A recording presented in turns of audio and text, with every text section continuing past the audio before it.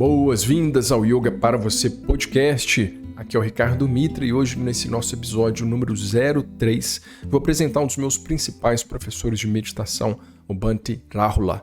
Ele é um monge americano na linha do budismo Theravada, uma das linhas mais antigas do budismo, talvez a mais antiga, e ele tem uma história muito peculiar, bem interessante. E eu vou contar 3 aspectos aqui para vocês. Primeiro, a minha relação com ele.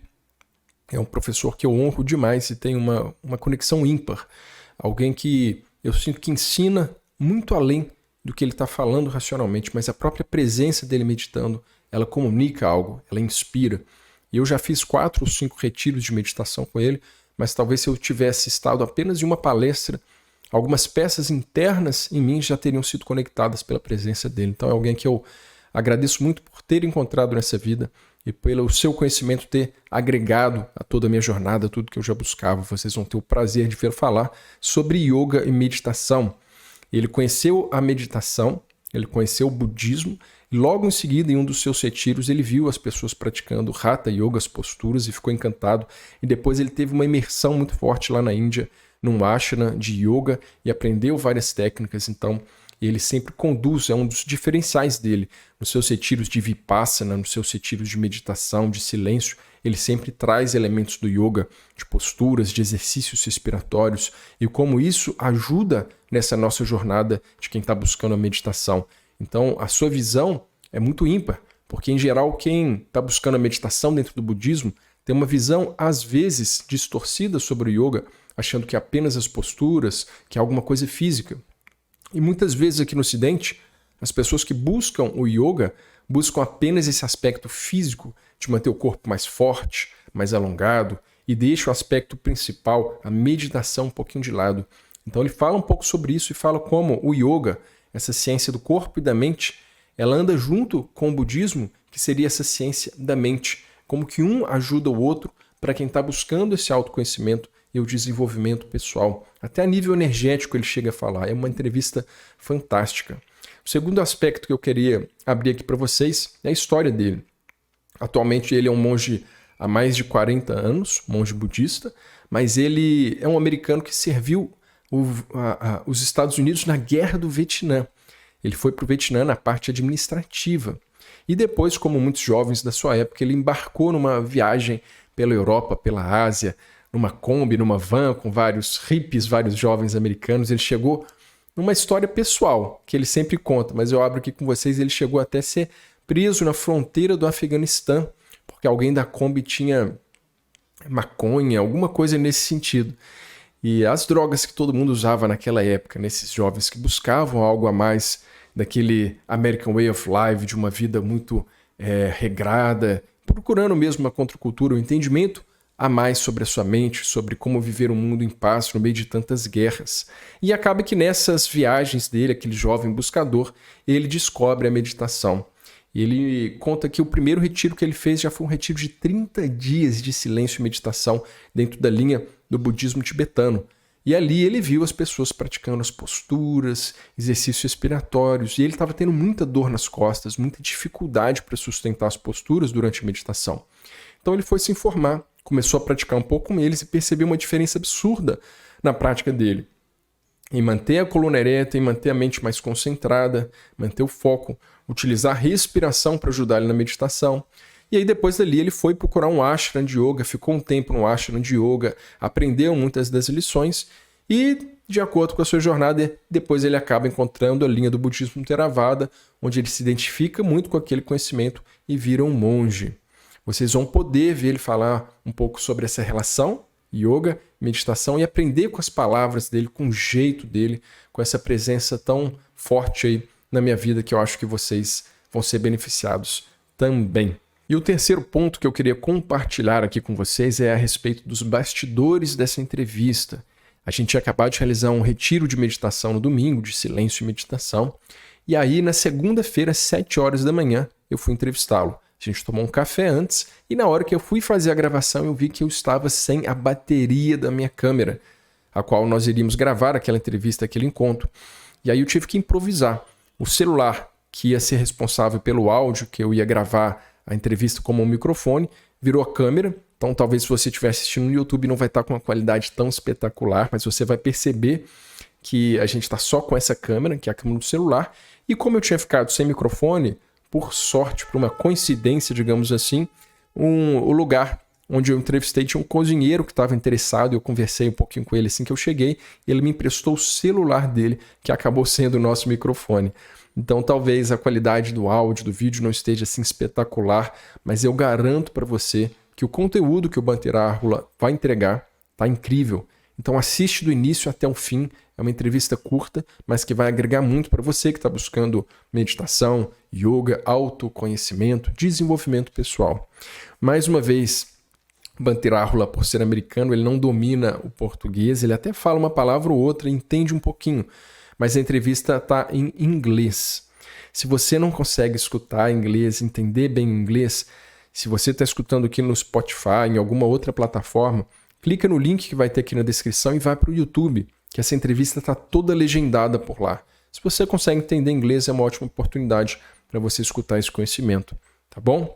Então fiquem aqui com o grande professor, o monge Bhante Rahula. Então agora eu vou perguntar para o Bhante Rahula qual a sua história, qual a sua relação com o yoga, falar um pouquinho dela, como ela se relaciona com a sua história dentro do budismo.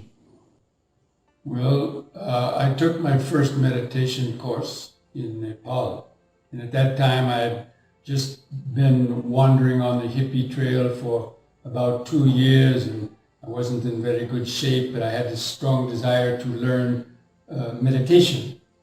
And so I went to a 1-month course in near Kathmandu, Nepal, and we started to practice meditation, and I was having some pains. And then I noticed a few guys who were doing some exercise out behind the yoga tent or the meditation tent.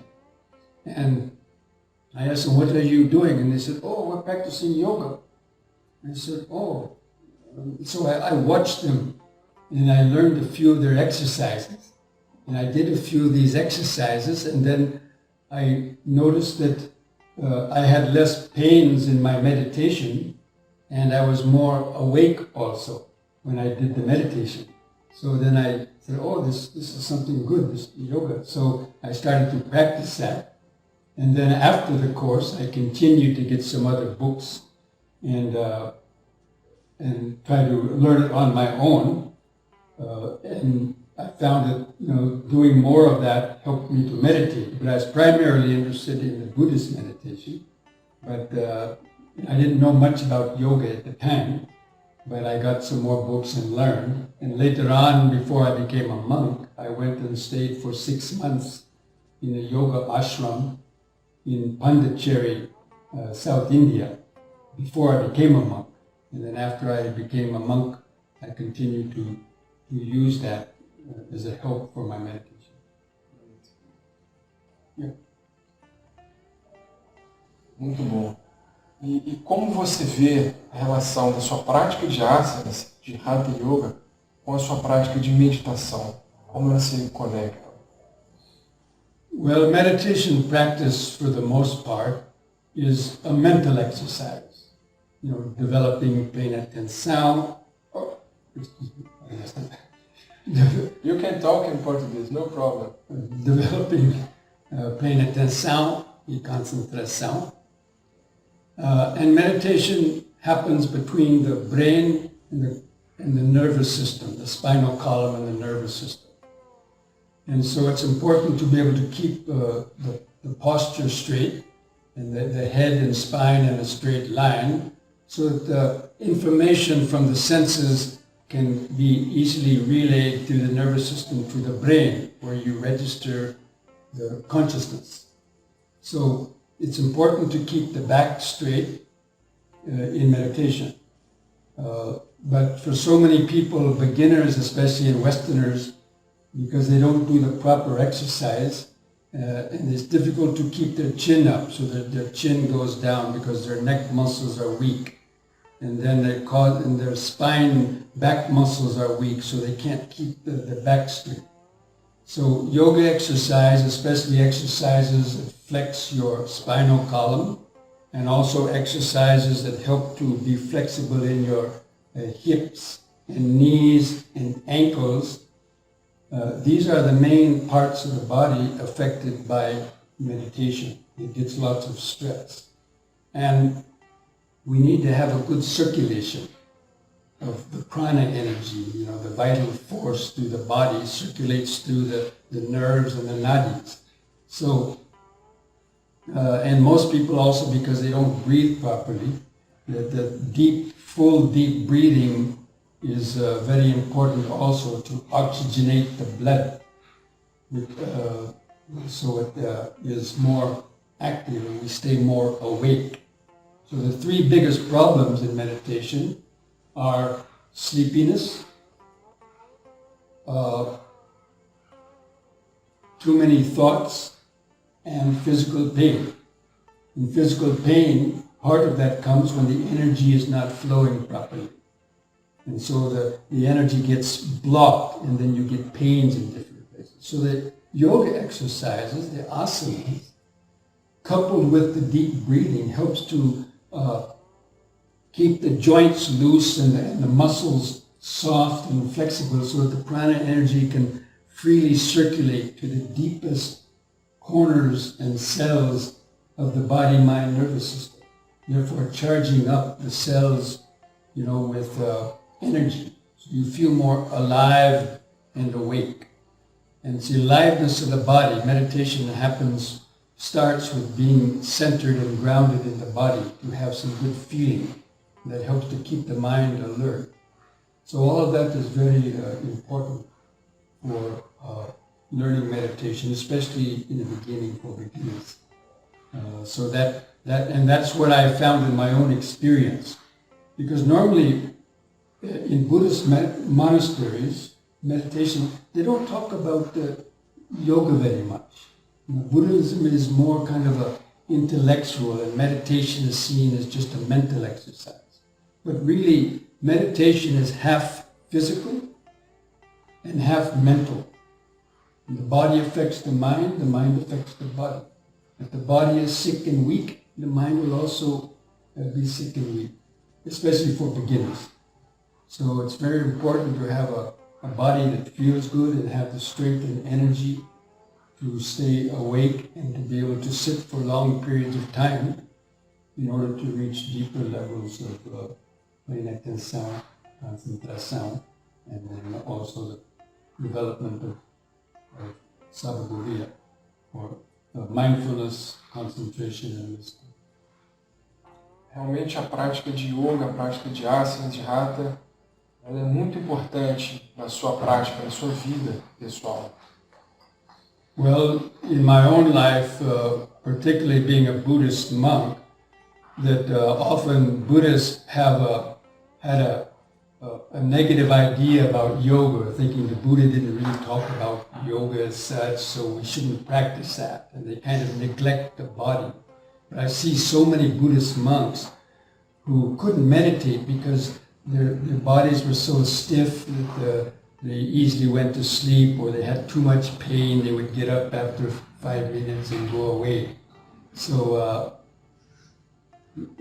but yoga doesn't belong to, it's not necessarily belong to religion, even though it started within Hinduism. Yoga is a science. It's a science of body and mind. And Buddhism specifically is more of a science of the mind. But in yoga, they treat the body and mind as an integrated whole. So that's what I liked about the yoga. And for my personal life and my own personal meditation practice, I saw that was very important. And I started teaching. My very first retreats that I started teaching 40 years ago integrated the practice of certain yoga exercises and deep breathing with the meditation. And especially Western people really responded to that, and they really liked the way that, that fit together. And even now, when I'm teaching in India and in Sri Lanka, even those traditional Buddhist people, they're also now appreciating the practice of yoga in the retreat, because it helps them to sit with less pain. And so I continue to practice yoga. After 40 years, I'm still practicing, maybe not as much as I used to, but once your body gets to a certain level of flexibility, it doesn't take a lot to keep it that way. For people who are just starting and very stiff, then it takes a lot of practice to gradually loosen up the body, get it flexible, develop your breathing. But once you've developed it, it doesn't take a lot to maintain. So that's what I'm doing in my daily life. Because I'm teaching yoga in the retreats, I have to also keep up my own practice. So that's an incentive to keep my body up too. And especially as I'm getting older now, then that's even more important to be able to maintain a good state of flexibility. So that's how I've seen that importance of the yoga and the relationship. And also to add to that, in my experience of visiting many ashrams in India and even yoga centers in the West, the emphasis is on the body and not so much in long periods of meditation as the Buddhists do. And in the Buddhist monasteries, they neglect the body.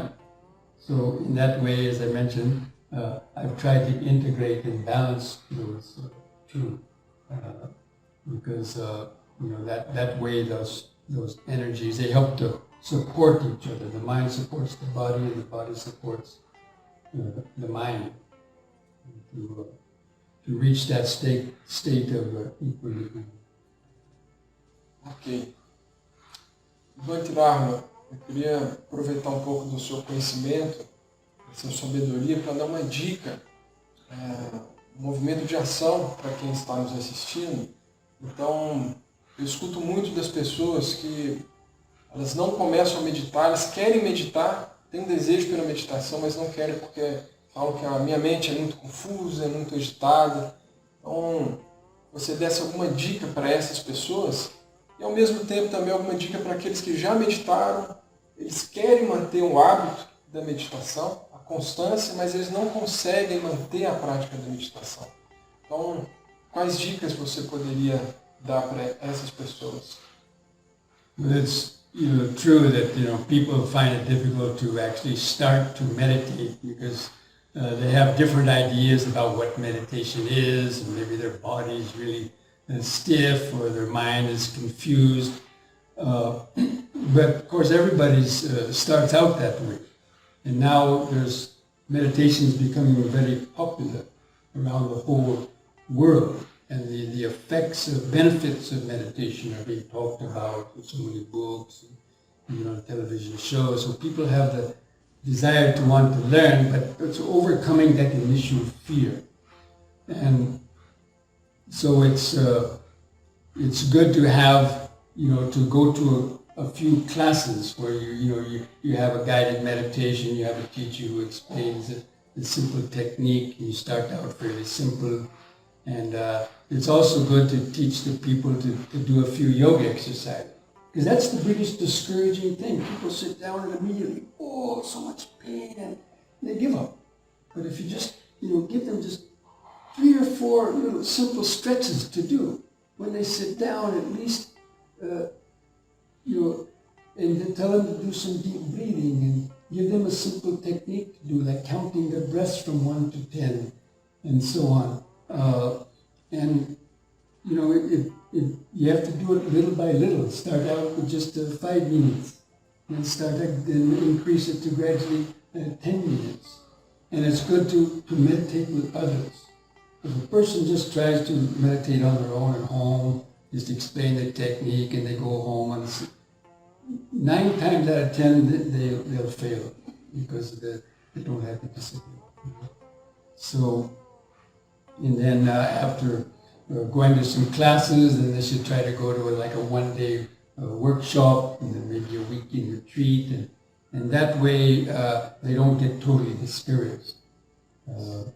And then people that have already been meditating for some time, they get that initial enthusiasm and they meditate for a while, but They might meditate for once or twice a day for 30 minutes, and then maybe some tragedy happens in their life or some kind of problem in their life, whether it's health or it's some relationship issue, and so they may stop meditating for a while, and then they find that their mind starts to get confused again, and they go, I need to go to meditation again. So they go to a retreat. I've been teaching for now over 35 years, and I hear this from so many of my students because I go back to the same places every 1 or 2 years, and they tell me that after the retreat they get enthusiastic, they go home, they try to practice, but after a few days they gradually kind of lose the practice, and then they have to go to retreat each year as a kind of a battery charge. But so I teach them how to do M&Ms. The average person, when you say sit down to meditate for 30 minutes or 45 minutes, it's like a fear comes into their mind. Oh, so many things to do and the pain. So I teach them the practice of the M&M. That means during the day, for every hour, try to stop for 1 minute and bring your attention to the body, to feel the feet grounded to the floor. Take a few slow, deep breaths. Hold the breath in a few moments and then relax. And just do 1 minute of meditation. Let go of the past and future. Try to feel the breathing body, and then continue until the next hour. But if you try to do that, practice 1 minute of meditation every hour through the day, then you find at the end of the day you're not so stressed out, and you might feel like meditating a little longer in the evening. But ideally for people to maintain a proper practice, to meditate, say in the morning for a minimum of 20 minutes, and then during the day try to do these 1 minute pauses, 1 minute meditations through the day, and in the evening to sit again before sleeping, even if it's just for 10 or 15 minutes, just to let go of any negative thoughts, maybe send out thoughts of metta, to especially if you had any anger during the day, to let go of that, So that's the way that people can try to develop and then maintain the practice, and you get the benefit from that. Because again, meditation is learning. It's like anything else, like lifting weights, for example. If you stop lifting weights for a while, your muscles get flabby and then you get weak again. So meditation is the muscle for our mind, the muscle of paying attention, the muscle of mindfulness and concentration, and also wisdom. We have to keep on reflecting, because there's so many negative vibrations that come at us from all angles of our life. And we need that special time to relax, do something good for our body, do some exercise, and to meditate. Because this is the most important thing we have. This body and mind is the only thing that is yours. Everything else in the world can disappear, be taken away from you. But until you die, this body and mind is the only thing that you really have, that you can rely on. And it's your cave, it's your refuge, so you have to take care of it. And that's what yoga practice and meditation practice is doing. It's helping to take care of the most precious thing that we have, which is this body and mind. Thank you for your wisdom. You're welcome. Muito obrigado pela sua sabedoria, muito obrigado pelas suas palavras, pela sua presença. Agora, podendo tocar mais e mais pessoas que ainda não te conhecem pessoalmente, mas que buscam a meditação, buscam o autoconhecimento, para que você possa ajudá-los um pouco também. Espero que vocês tenham gostado dessa entrevista com Bhante Rahula. Dependendo da sua jornada, da sua busca, eu aconselho você a escutar mais uma vez, rever essa entrevista, perceber o que ele fala nas entrelinhas sobre yoga, sobre meditação e aproveitar esse conhecimento para turbinar a sua prática. Se você está assistindo no YouTube, escreva nos comentários o que você achou desse vídeo, qual o ensinamento que te tocou mais, o que conectou com a sua busca, com a sua jornada. Você já medita? Começou a meditar agora? Escreve aí pra gente que a gente quer saber. Se você está escutando na sua plataforma de streaming preferida, não deixe de avaliar esse episódio, avaliar o nosso podcast e compartilhar para amigos, para pessoas que possam ser beneficiadas por esse conhecimento. Combinado? Um forte abraço, te vejo no próximo episódio.